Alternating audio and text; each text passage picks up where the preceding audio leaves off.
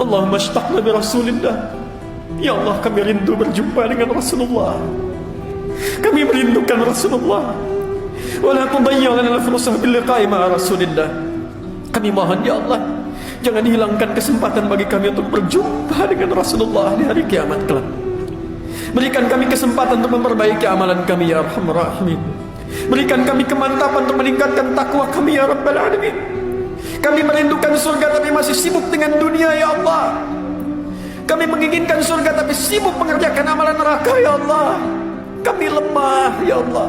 Kami lemah.